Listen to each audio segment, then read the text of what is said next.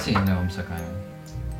Tu savais que si t'étais dans l'univers de Lovecraft, tu pouvais bondir sur la face cachée de la lune en un seul saut. Ouais, je suis d'accord avec toi, c'est épique. J'aime bien discuter avec toi, il y a quelque chose. Quoi? Ah, vous êtes là mes petits rouleurs de dés. Ça tombe bien, j'ai quelque chose pour vous.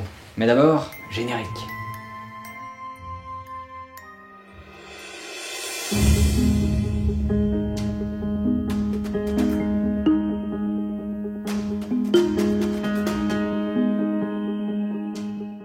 Salut mes petits lanceurs de dés, j'espère que vous allez bien. Aujourd'hui nous allons traiter d'un gros sujet, celui de l'initiation des nouveaux joueurs. Le jeu de rôle c'est super compliqué à se mettre en place, ça prend une plombe et une fois que c'est fait t'es trop crevé pour jouer.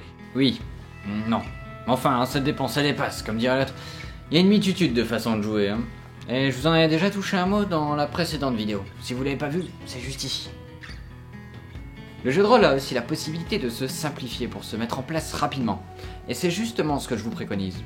Rien de plus ennuyant pour un nouveau joueur que d'arriver à table et de devoir apprendre tout un tas de choses abstraites avant de se lancer dans l'aventure, non? Bon après, si vos joueurs sont un peu plus calés, n'hésitez pas à complexifier un peu les règles pour renforcer la partie. Mais dans cette vidéo, nous allons nous concentrer sur les newbies, les nouveaux arrivants dans la sphère du jeu de rôle.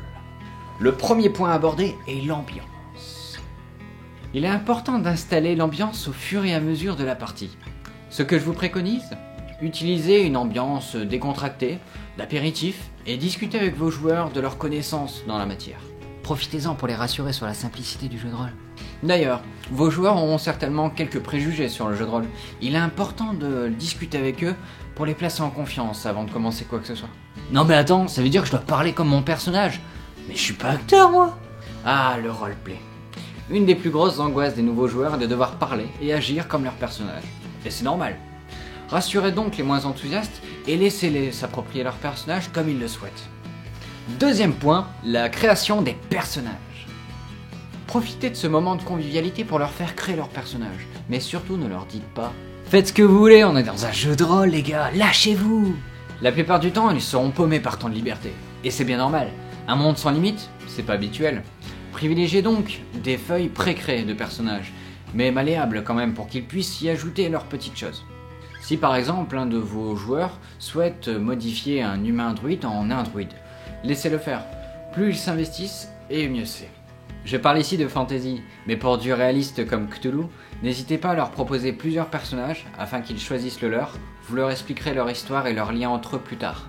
Une fois l'apéro ou le repas passé, débarrassez la table, mais n'enlevez pas tout, cela doit rester convivial. Troisième point, les feuilles personnages. Il est maintenant l'heure du remplissage des feuilles de personnages, et grâce à l'approche que vous avez utilisée tout à l'heure, vos joueurs ont déjà une première idée du personnage qu'ils vont incarner. À vous de voir maintenant si vous souhaitez remplir leurs caractéristiques à coup de lancer de dés, ou si vous donnez simplement un chiffre de base à vos joueurs pour qu'ils le répartissent. N'hésitez pas à simplifier au maximum le remplissage de ces feuilles. Il est important pour vos joueurs que ça aille vite, et que vos initiés comprennent que le jeu de rôle est une évasion de l'esprit, et non pas un travail laborieux.